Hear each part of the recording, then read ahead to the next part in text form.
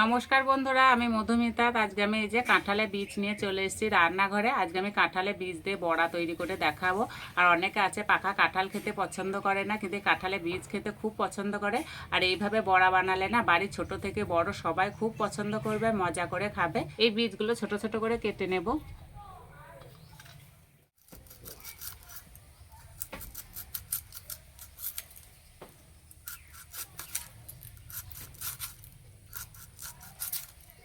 ঠিক এই রকম করে কেটে নেব।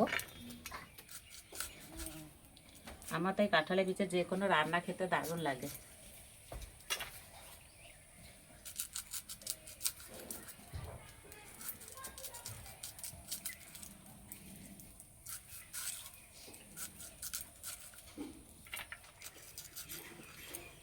এইভাবে কেটে নেওয়াতে খোসাটা এমনিতেই উঠে যাচ্ছে।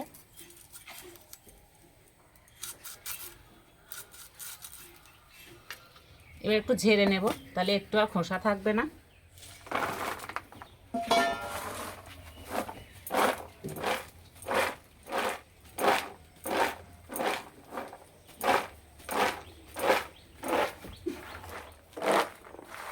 আর একটুও খোসা নেই, কত সুন্দর পরিষ্কার হয়ে গেছে। এবার ধুয়ে নেব।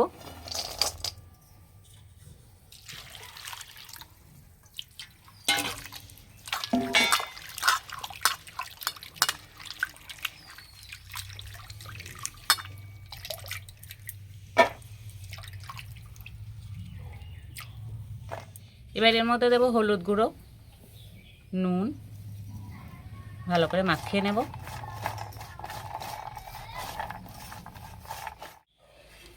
এখানে খেসারি ডাল নিয়েছি, আর ডালটাকে মোটামুটি 2 ঘন্টা মতো ভিজে রেখেছিলাম। এবার বেটে নেব।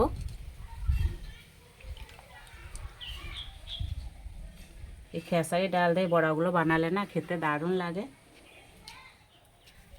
আপনারা চাইলে মুসুরির ডাল কিংবা ছোলার ডাল দিয়েও বানাতে পারেন।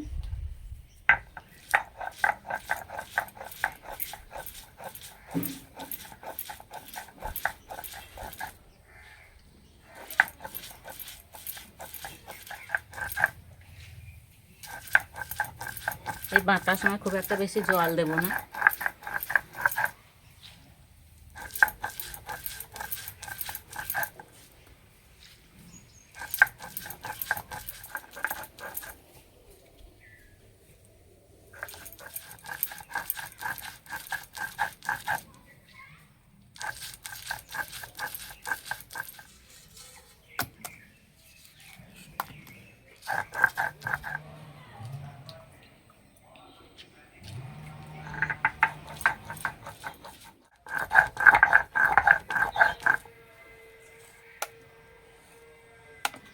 এবারে ডাল বাটার মধ্যে দেবো পেঁয়াজ কুচি, কাঁচা লঙ্কা কুচি, জিরে গুঁড়ো, গরম মশলা গুঁড়ো, অল্প একটু লঙ্কার গুঁড়ো, দেবো স্বাদ মতো নুন। এবার কেটে রাখা কাঁঠালের বীজ দিয়ে দেবো।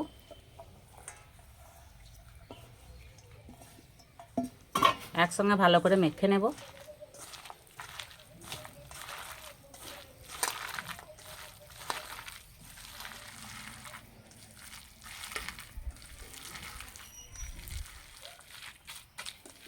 ভালো করে মেখে নিয়েছি, এবার ভেজে নেব। কড়াইয়ে দেবো তেল।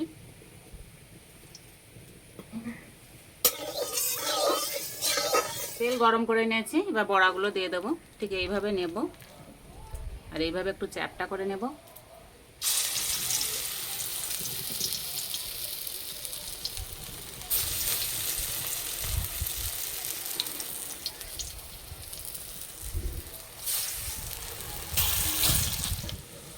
একদম হালকা আছে বড়াগুলো ভেজে নেব, তাহলে খুব সুন্দর ভাজা হবে।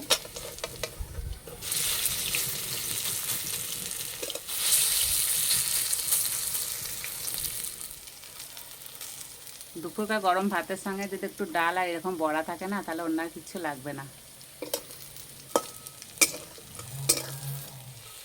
ভাজা হয়ে গেছে, এবার তুলে নেব।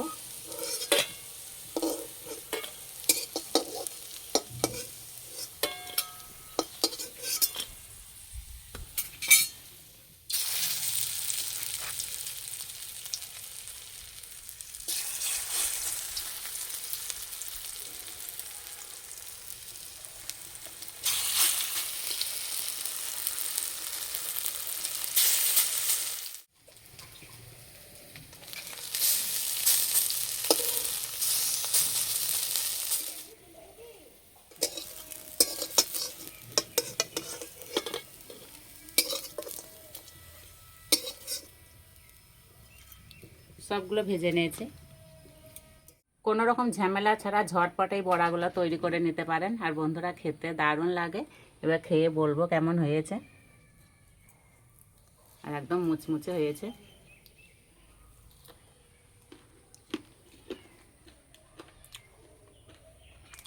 দারুণ খেতে হয়েছে।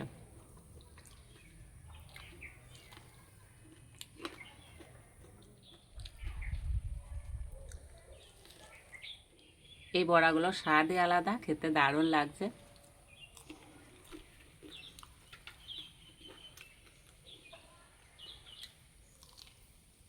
আর এই বীজগুলো কত সুন্দর সিদ্ধ হয়েছে, খেতে দারুণ লাগছে।